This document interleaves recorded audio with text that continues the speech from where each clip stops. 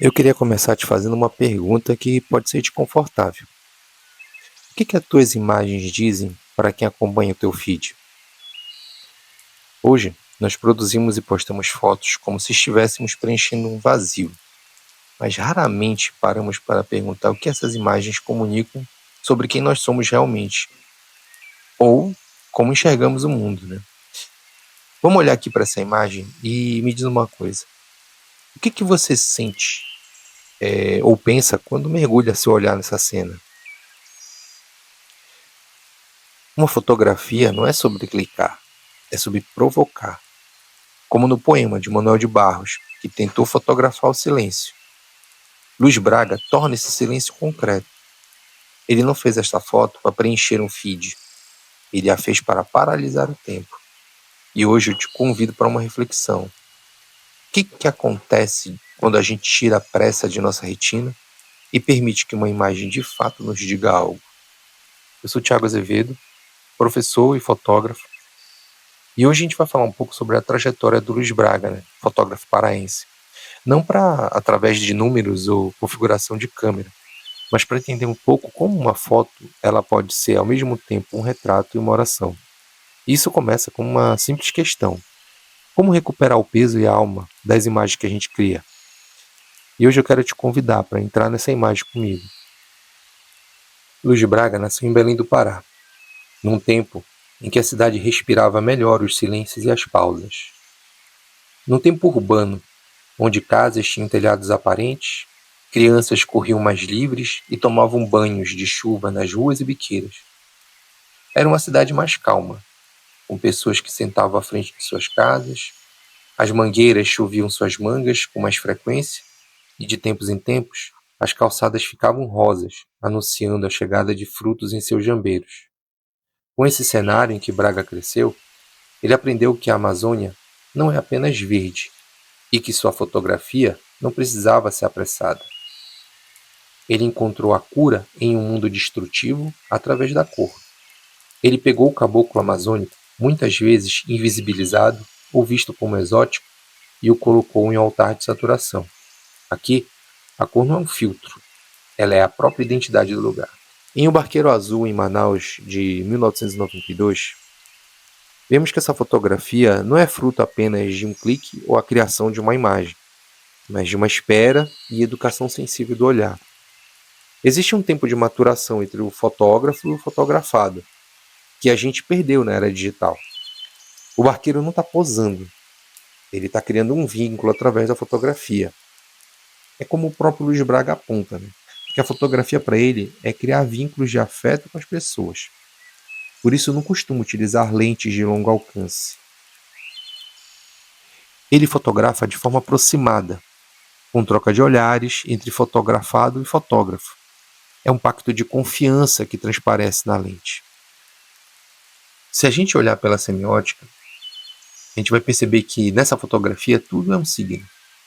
Mas a gente vai ficar preso mais ao barqueiro, onde o azul que invade a pele dele faz com que esse homem não pertencesse a um plano material, mas imaterial. Esse contraste entre o primeiro plano do indivíduo com o fundo faz com que ele se torne um ser mundiado, que é uma expressão muito nossa da Amazônia, que significa que a gente foi capturado pelo encantamento. E aí aqui a gente não sabe se foi o barqueiro encantado por esse mundiamento ou o próprio fotógrafo Luiz Braga.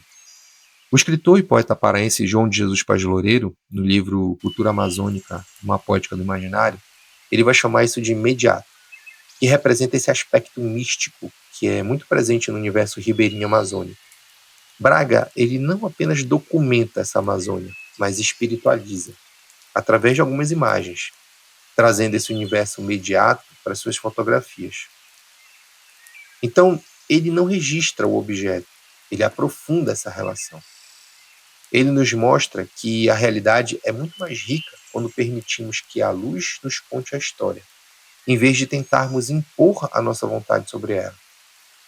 Durante o meu doutorado, eu pude mergulhar na estética do Luiz Braga, e isso acabou transformando a minha própria produção.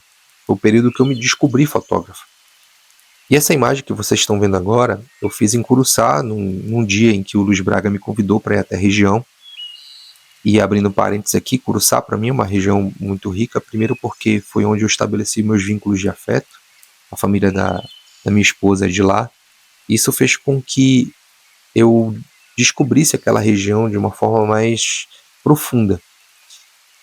E fotografar lado a lado com ele fez eu entender que, na prática, a técnica ela é secundária. Ela é importante, mas é secundária. O que, na verdade, é essencial na fotografia são esses vínculos humanos que a gente vai criando através da fotografia. Percebam como a luz busca o personagem central e como o olhar dele para minha lente carrega essa mesma verdade que a gente discutiu no Barqueiro Azul. Não é sobre roubar uma imagem, é sobre recebê-la como uma dádiva. Tomando emprestado aqui o conceito do Marcel Mauss em um ensaio sobre a dádiva. Levar essa filosofia para o meu arquivo pessoal me fez perceber que a fotografia, antes de ser um registro visual, é um documento do encontro. E é por isso que essa pergunta sobre o que nossas imagens dizem no feed, ela é tão urgente.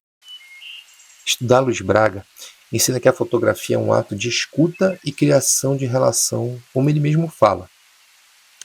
Não me interessa colecionar retratos como se fossem borboletas de um quadro sem vida.